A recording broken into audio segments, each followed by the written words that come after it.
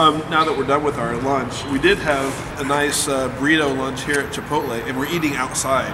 Even though it's about 55 degrees, it is pretty good. So week 5 happened. Brandon was down at Peachtree. Actually, I got a message from Manny Lowe. Hey, Manny. That said that Brandon did a good job at Peachtree. He was appreciated as an FTA. Liz was out at DC, and she had a good time at DC. Nick here was, for some reason, I don't know how he pulled this off, but he got to be the MC at Pittsburgh, and I heard that he even stood on the truss. And then we had other folks, including the cameraman and these two guys over there who were down at Queen City. Okay, so what's the deal with how you guys got to the championships with a wild card? The way the matches played out, if we had won one of our last qualification matches against 1529, we would have ranked higher because we would have had one less loss, and we would have been on the same side of the tournament bracket as 16 in semis. Since we lost, we ended up being on the other side. Losing them in the finals allowed us to have a wild card slot to go to St. Louis. So we're thankful to our friends at 1529 for beating you. For beating us in a qualification match and then putting us on the other side of the tournament bracket. But yeah, that's just how the cards played out. That's how cards. Noticed that a lot of the winning scores were north of 140, 150 points for the alliances. So that means the match play is getting better as far as more points being scored. We're still seeing some game-deciding penalties. A lot of people in the question box see that. I think it's still a hard game. It's getting better than week 1, but we are seeing some continuous improvement. It's still tough to see some of these things, though. We're going to see week 6 this week. There's less regionals, and then we're going to see the region district championships in week 7. I did notice that Mr. Nick here has a Bomb Squad shirt on.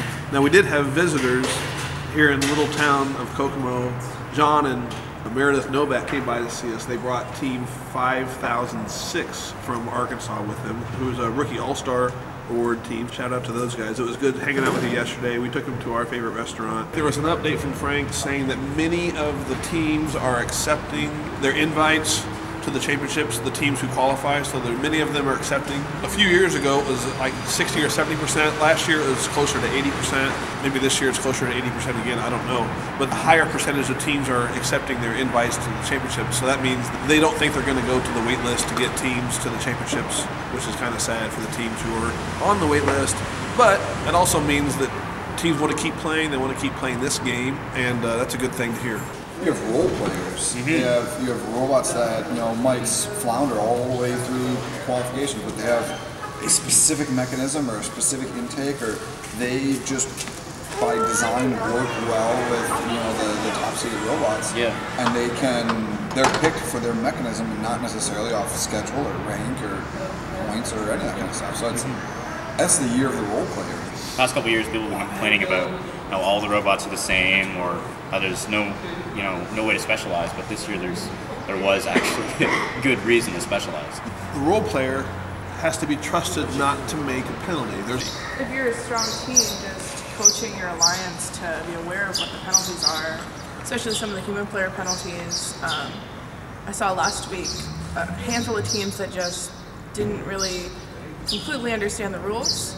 And there's definitely room before the match to make sure that everyone's on the same page as far as following the rules and making sure that human players know where they can reach, where they can't reach. And I saw a couple of matches where there were teams that lined their human player up, all 3 human players in the side of the field boxes, and no one in the player station. So that's just a lack of communication. Another match where the human players weren't aware that they needed to take the ball off the lit pedestal.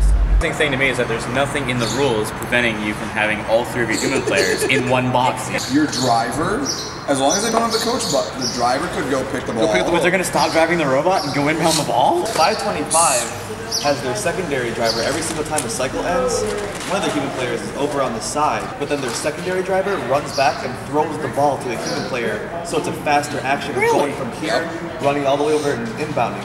If the, say, intake mechanism is right, your operator doesn't need to be doing anything. Your driver may be final lineup, but if you're waiting to inbound, you don't need a driver, you're waiting. You can throw the ball. On Friday, during work, from my stand-up desk, I was watching the webcast. I was doing email, and I'm sure I was designing something. Market research. Market research. There you go. I saw many teams that would make a pass or an assist in zone 1, and the second robot would just turn around and shoot that trespass. And they're playing the game almost right. I'm sure those teams are communicating a little bit regarding where the human players are, and they're able to trespass that ball, but they're still messing up. And it's week 5. They should go into zone 2, back up into zone 1, and then trespass it because they're not getting that assist credited to them. There were teams that were setting up for auto on Friday morning with 2 balls, with no robot touching it or no robot in the goal zone. And they were confused as to why they couldn't do that. So general PSA is RTFM. Read the first manual. You still need to read the manual. Don't trust the auto ball.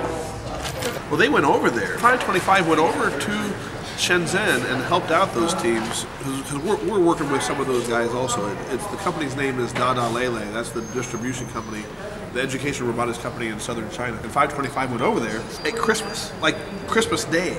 They were in China, taking their holiday, going over to China and working with the group of Chinese teams. So kudos to FRC 525 for making that effort to spreading the word of FIRST worldwide. Here's to you guys. I know there's a lot of international efforts going on, but this is one of them that it really should be highlighted.